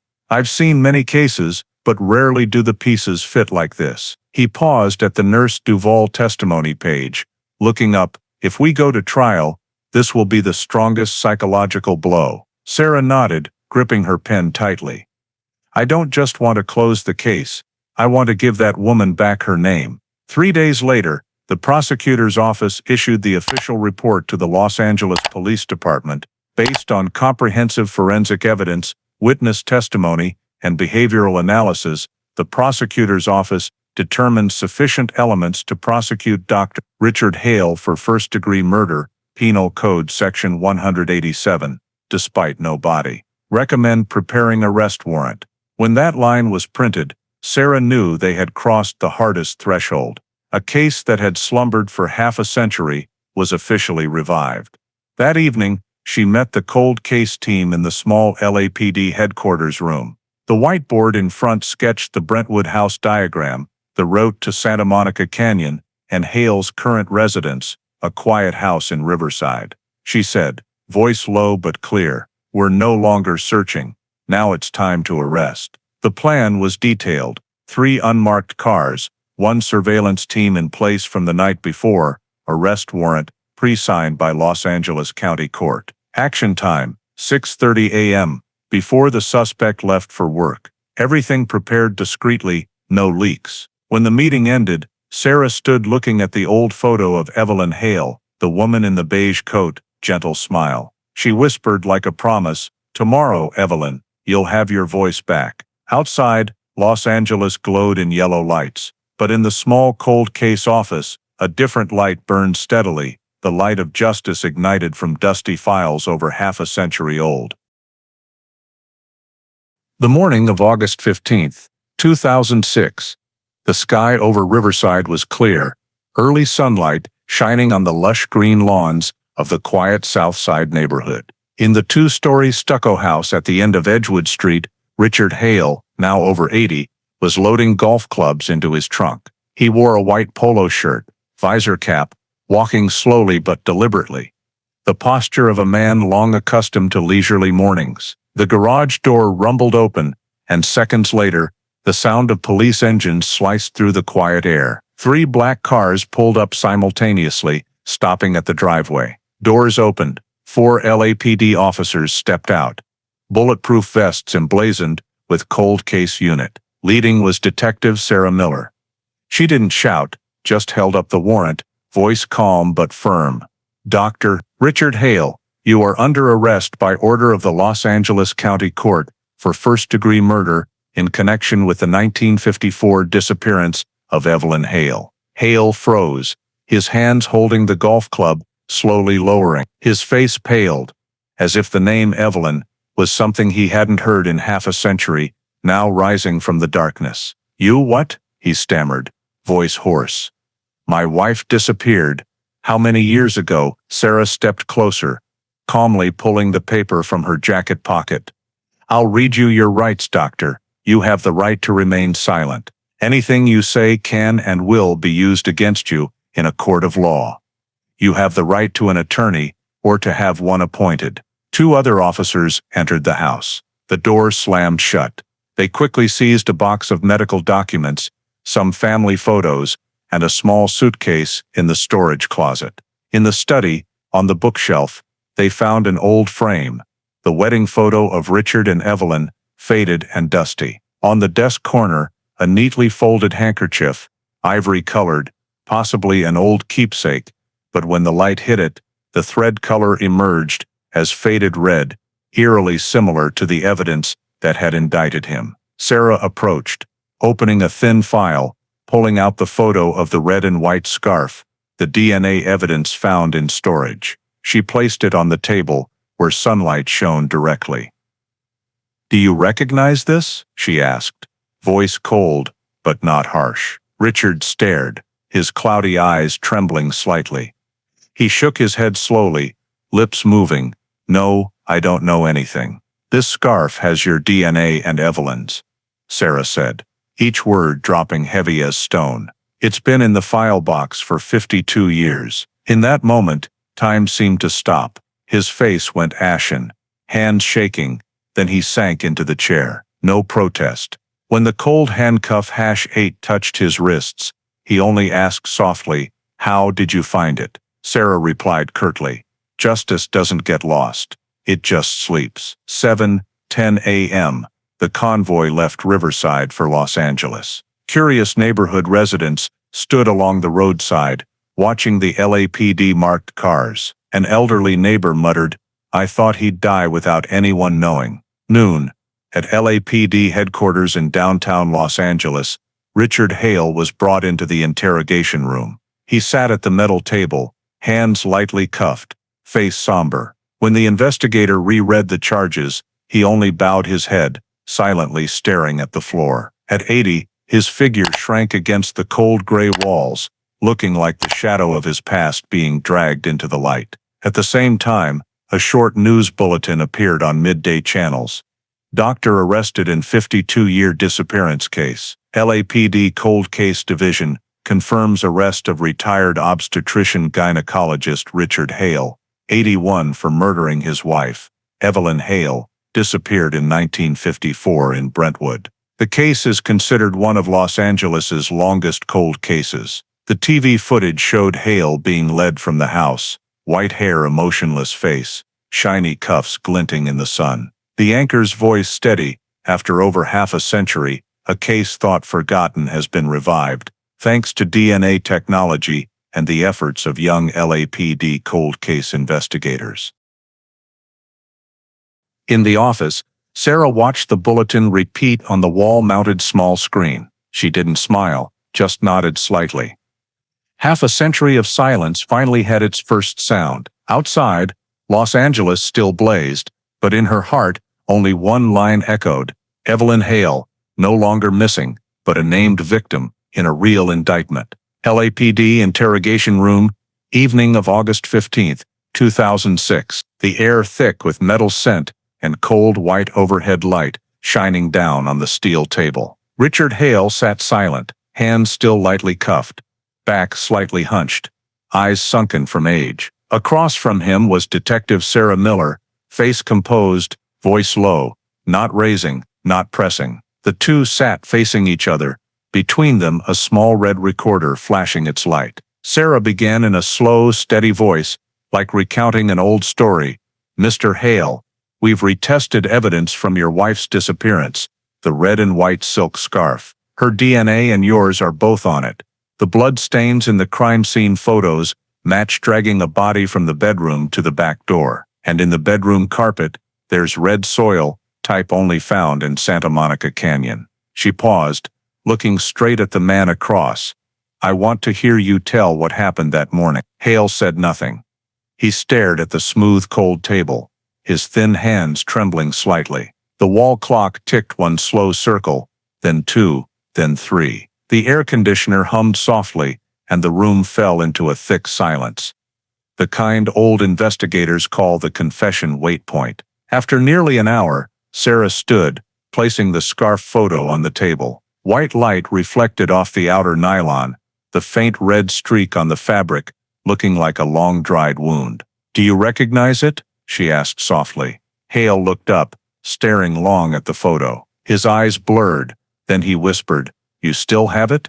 Sarah didn't answer. She just sat back down, hands clasped, giving him time to slip into memory. Minutes passed, his voice hoarse, weak but clear. "I remember that night," she said. She wanted to leave again. "I begged her not to go, but she kept saying, 'I can't live like this anymore.' I lost control," we argued. "I grabbed her shoulders, then that scarf." He stopped, eyes squeezed shut. "I didn't mean to kill her." Sarah stayed silent. In the job, she knew some I didn't mean to were the first step of truth. "What did you do after?" she asked softly. She fell to the floor, not breathing. I panicked. I didn't know what to do. The little girl was still sleeping next door. I couldn't let her see that. He paused, trembling finger tapping the table lightly. I wrapped her in the blanket, dragged her to the back door, put her in the car.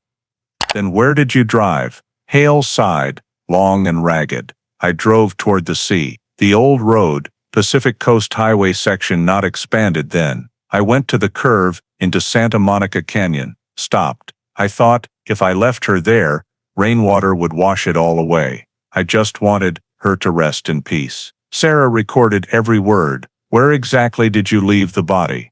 "There was a low dirt gully by the road, behind an old sign. I used the shovel in the car, just covered it shallowly. Then I threw the purse into the nearby ditch." The last sentence was almost a breath, so soft the recorder had to be pulled closer to catch it. When he looked up, light hit his cloudy eyes. "I didn't think they'd find her after all those years," he said slowly. "But maybe it's time." Sarah stood, nodding lightly. She said no judgment, just looked at him long. For a moment, the once respected doctor looked strangely small, worn down to the core by time and guilt. That very night, she left the interrogation room, taking the tape to the prosecutor's office. The emergency exhumation order was signed at 11:47 p.m. The forensics team and geology unit were dispatched to the Santa Monica Canyon area, where the old PCH road once ran close to the cliff edge. As the investigation team's vehicles rolled out of headquarters, Sarah stood silent in the yard, watching red lights reflect on the wet pavement. Night wind from the Pacific blew strong, salty and cold, whistling through distant palm rows. She closed her eyes, thinking of the long years Evelyn was forgotten, then looked toward the faint horizon, where Santa Monica Canyon waited, with the final answer. In the interrogation room left behind, Richard Hale still sat, hands clasped tightly, eyes fixed on the white wall. No one knew what he thought of that night, or the half-century he lived in silence. But Sarah knew, this time, his silence hid nothing anymore. It was not yet fully light when the forensics and police convoy arrived at Santa Monica Canyon. Headlights cut through the fog, illuminating the old dirt road parallel to Pacific Coast Highway, once the route hugging the cliff before abandonment. Distant ocean waves mingled with engine sounds, the dry clank of shovels hitting soil, and salty scent seeping into the cold morning air. Detective Sarah Miller stood at the slope edge, watching the technicians set up temporary barriers. Sea wind blew hard, whipping her hair back. At her feet, red soil damp from last night's rain, the type matching the sample once found on the Hale bedroom carpet. She looked down at the map, sketched by the suspect in his statement. About 40 yards from the sea, by the old sign, low ground with fallen tree canopy. The position matched perfectly with the area before them. 7 a.m. Exhumation work began. A 6-person team in white protective gear, rubber gloves, dug layer by layer. Soil was peeled inch by inch, sifted through fine metal mesh to miss nothing. When the third shovel blade hit something hard, the sound rang different, dry, hollow, echoing lightly. The team stopped. A technician bent down, using a small brush to dust the damp soil. Slowly, a small, slightly curved bone fragment emerged. Sarah stepped closer, heart pounding. She bent down, looking closely under the soil. Beside the bone, a metallic glint of dull silver peeked out. As more soil was brushed away, a thin silver bracelet, dented by time, came into clear view under the dim light. On the inner band, 2 worn but readable initials engraved. E.H. No one spoke. Camera flashes clicked rapidly, mingling with quick breaths. Sarah clenched her fists, cold spreading to her shoulders. 52 years of silence, and now, Evelyn was truly found. By noon, the excavation area expanded by 2 square meters. In the nearly 4-foot-deep pit, technicians recovered over 30 bone fragments, part of a skull, several intact teeth, and small fibers turned reddish-brown, woven from silk matching the structure of the red and white scarf that was the key evidence. Beside the bones were old traces of thick wool fabric, possibly the blanket once wrapped around the body. Everything matched Richard Hale's confession from the interrogation night. As the sun rose higher, the forensics team paused to collect samples. A sterile plastic box was prepared, numbered Site #1, Canyon Burial. The bone samples were placed into individual trays, labeled and sealed. Sarah stood watching, her eyes never leaving the silver bracelet. She recalled the line from the unsent letter, "I just want to leave." And now, after half a century, that woman had finally left the dark place. That afternoon, the convoy returned to Los Angeles. In the California State Forensics Institute's examination room, specialists began mitochondrial DNA analysis from the bone samples. This modern method allowed comparison with female bloodline through the maternal line. Sarah sent along Lisa McAdams's sample, Evelyn's niece, who had provided DNA for the earlier scarf testing. 3 weeks later, the official results were sent back. The report was just 2 pages, the conclusion line in bold. Excavated bone sample from Santa Monica Canyon matches 99.97% with Lisa McAdams's maternal lineage DNA. Victim identified as Evelyn Hale. Sarah read each word slowly, a feeling of both heaviness and relief flooding her at once. She placed the report next to the old photo of the Brentwood house, where it all began. Now it was no longer a disappearance. Everything had been called by its right name. On September 21, 2006, the Los Angeles police chief held a press conference. The briefing room was packed with reporters, flashbulbs popping everywhere. Sarah stood beside Prosecutor Rosen as he announced, "Forensic examination results confirm the remains found in Santa Monica Canyon are those of Evelyn Hale. The 1954 disappearance is officially reclassified as a homicide. Suspect Richard Hale is in custody and will appear in court next month." Cameras clicked furiously, reporters' voices overlapping. One asked, "Is anyone from the victim's family still alive?" Sarah replied, "Her niece, Lisa, has been notified. She only said one thing, 'Finally, my aunt is coming home.'" That evening, major newspapers ran the headline on the front page. "After 52 years, Evelyn Hale finally found."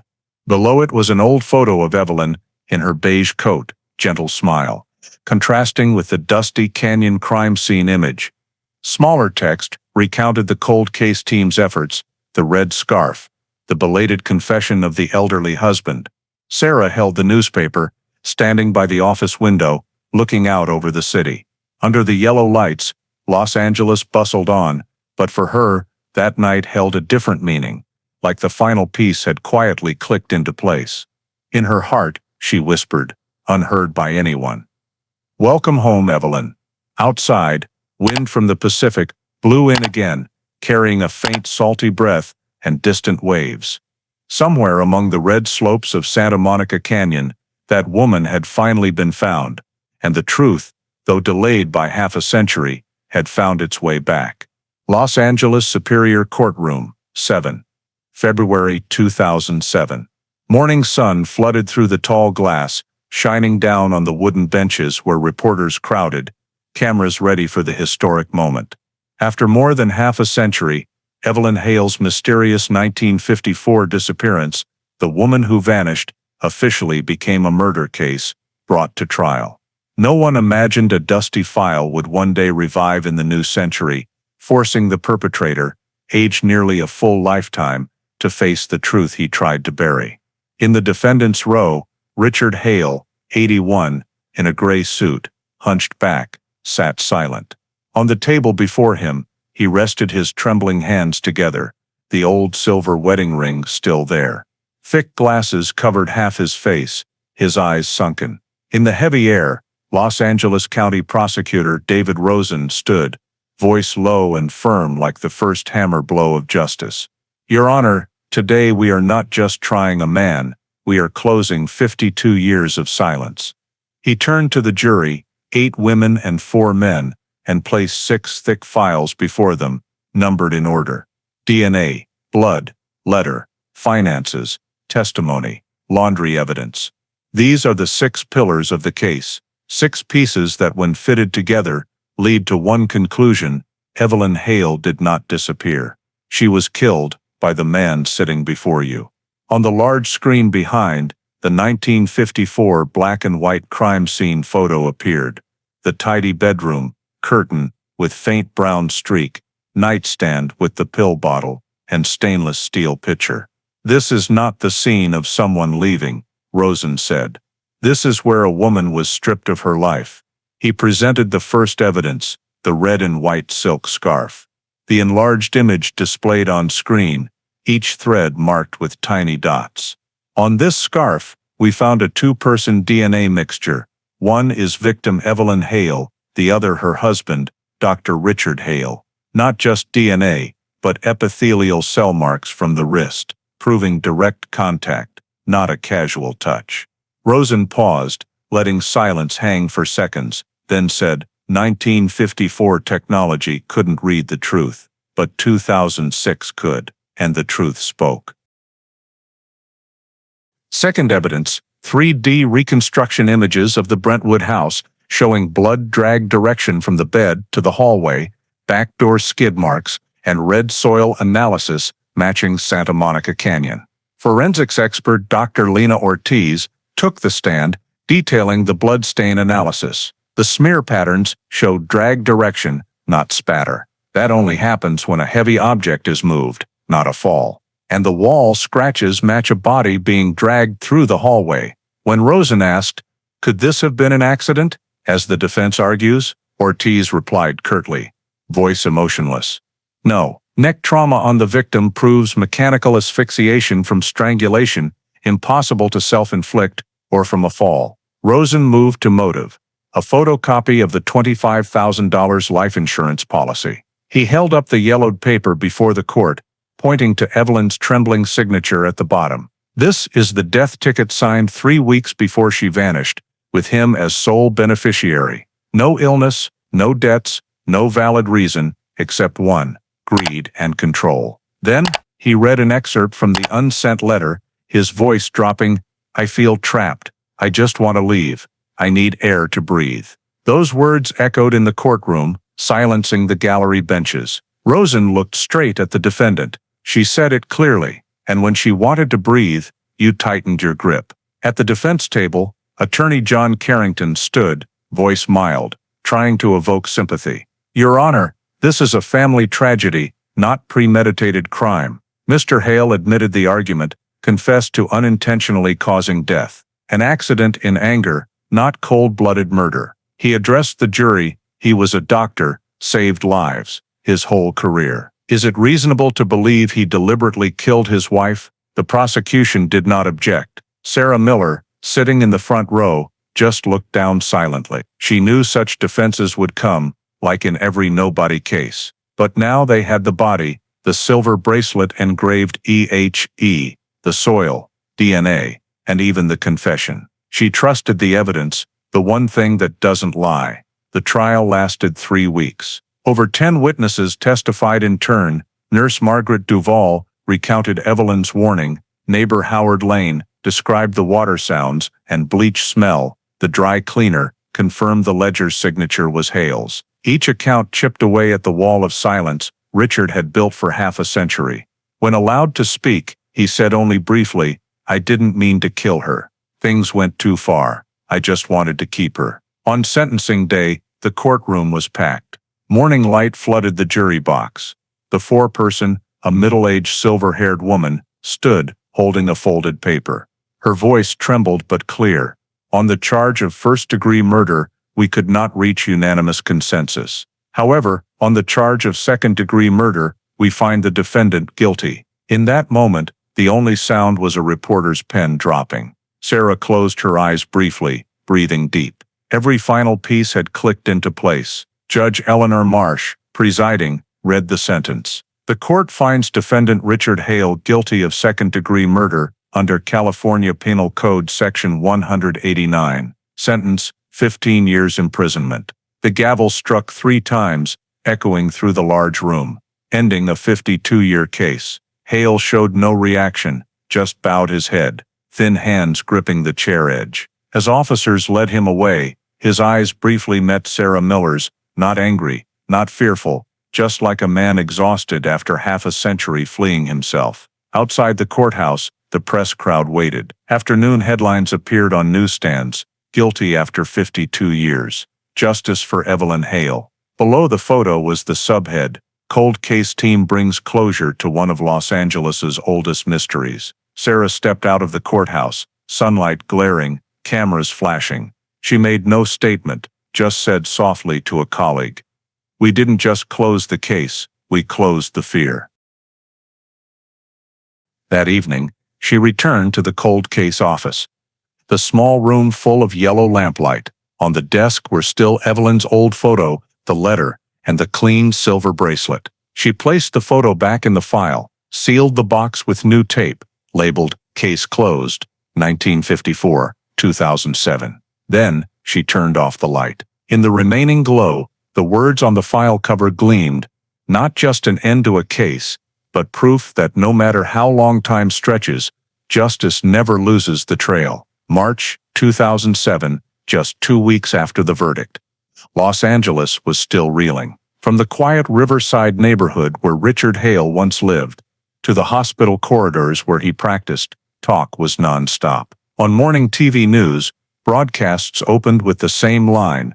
A doctor once seen as a medical ethics model is now convicted of murdering his wife after over half a century of cover-up. Old patients sat in waiting rooms, stunned looking at his photo on screen. The man who brought hope of childbirth to countless families turned out to be the one who snuffed out his own wife's life. Riverside's medical community held an emergency meeting, removing his name from honorary member lists.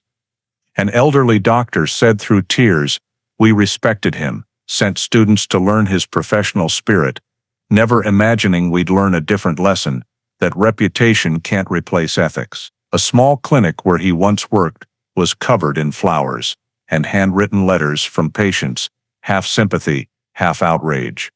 "I can't believe the man who saved my child could do something like that," a woman said in a TV segment, voice shaking. In major newspapers, the case became a symbol of belated justice. The Los Angeles Times ran a long op-ed titled 52 Years of Silence and a Scarf That Spoke Louder Than Time. It opened, "No crime is buried forever. It just takes one piece of evidence, one person who doesn't forget, and a new generation daring to ask old questions." Elsewhere, psychologists discussed power and control syndromes in 1950s marriages, an era when women like Evelyn weren't believed if they cried for help. The case's impact spread faster than anyone imagined. LAPD launched a 1950s cold case review program, re-examining over 300 women's disappearance files from the era. Old document crates were pulled from storage, seals broken, sifted with new DNA technology. From yellowed photos, small evidence like buttons, rings, handkerchiefs, they began reclaiming voices, silenced by time. An LAPD lieutenant said on TV, "The Hale case made us realize no file is too old to reopen." At the National Investigation Academy in Quantico, the Evelyn Hale case was added to the official curriculum of the National Cold Case Training Program. The lecture titled, "The Scarf Case, How One Thread Redefined Forensic Persistence." FBI trainees sat silent as the instructor detailed half-century evidence preservation and how 2005 touch DNA turned an old scarf into case-breaking proof. One slide showed large text, "Evidence has no age, only people give up." Below it was a photo of Detective Sarah Miller, who discovered the file box in the storage basement. Sarah, now an icon of the new cold case spirit, was interviewed on 60 Minutes. When the host asked what drove her to pursue the case so long, she replied simply, "I read Evelyn's unsent letter, and I knew she was never heard." She recounted the scarf, the moment DNA lit up on the analyzer screen, the night they exhumed in Santa Monica Canyon. "When we found the bracelet engraved EH, everyone went silent. We understood she had been waiting for us." The interview ended with her looking straight into the camera. "No disappearance ever truly closes. 52 years of silence, and one scarf made justice speak. That quote spread quickly, reprinted in thousands of articles, posted on police academy bulletin boards. An investigative magazine called her the awakener of 21st century justice. But Sarah always shied from the title. In a private talk with colleagues, she just said, "No one achieves anything if people don't keep that box. I was just the one who opened the lid." In Brentwood, the house at 112 Maple Drive, where the story began, was renovated by new owners. But they kept the small wooden sign at the gate. Occasionally, someone left flowers on the porch. One April morning, Evelyn's niece, Lisa McAdams, arrived, placing the returned silver bracelet on the step, whispering, "Now you're at peace, Aunt." She told the accompanying reporter, "Justice came late, but at least it came. I want people to remember, my aunt wasn't just a victim, she's the reason not to forget the missing." The Hale case became the subject of countless TV shows and documentaries. Netflix acquired rights for a series, The Doctor's Wife, recreating the entire investigation, with Sarah Miller consulting directly for the production team. The final scene recreated Santa Monica Canyon, morning light shining down on the old dig site where Evelyn was found. The end credits rolled, for every voice that was never heard. A year later, at the Los Angeles Police Academy graduation, Sarah was invited to speak to new officers. She stepped to the podium without notes, looking straight at hundreds of young faces. Her voice low but clear, in LAPD's archives. Thousands of old file boxes remain. Inside aren't just papers, but people who lived, loved, were forgotten. Your mission is to not let them be forgotten again. The auditorium rose in applause. As the ceremony ended, Sarah left the hall, standing on the balcony overlooking the city. High up, wind from the Pacific blew in, carrying sea salt scent, the smell that haunted the case, from the Brentwood house to Santa Monica Canyon. She closed her eyes, letting the wind brush her cheek, feeling like someone was smiling somewhere in the distance. Evelyn Hale, the once forgotten woman, had become a symbol, not just of tragedy, but of persistence and faith, that justice, though slow, still comes. On the front page of the Los Angeles Times, exactly 1 year after the verdict anniversary, they reprinted the red and white scarf photo in the lab, with the sole caption, 52 years of silence, and one thread that made justice speak. Below, the article closed with a short quote from Sarah Miller. "Justice never dies, it just waits for someone patient enough to listen." The Evelyn Hale story reminds us in today's America that justice may come late, but requires persistent people and a community acting at the right time. A red and white silk scarf sealed, since 1954, 2005 touched DNA. A handwritten laundry ledger, noting double bleach, and the bleach smell neighbors heard tiny things, pieced together into a big truth. Practical lesson: if you or a loved one are in a controlling relationship, like the unsent letter, "I feel trapped," and Richard unilaterally withdrawing the separation petition, document safely, photos, emails, journals, tell at least one trusted person, and plan an exit with support from domestic violence organizations. Prolonged silence only benefits the abuser. For neighbors and community, don't ignore unusual signals, scrubbing sounds at dawn, strange chemical smells, sudden routine changes. Call police on a hunch, because someone else will call, is why many tragedies are missed. For law enforcement and medical agencies, the story affirms the value of long-term evidence, preservation and digitization. The scarf, Santa Monica Canyon soil sample, and $25,000 insurance file only mattered because they were kept intact. Finally, don't let professional halo cloud judgment. A respected doctor can still be an abuser. Justice needs technology, but first needs people who dare remember, dare question, and dare trust the small details of truth. If you believe no secret can be buried forever and every truth deserves to be heard, hit subscribe to join us in following cold cases illuminated again by justice. Thank you for watching to the end. See you in the next video, where another seemingly forgotten file will tell its own story.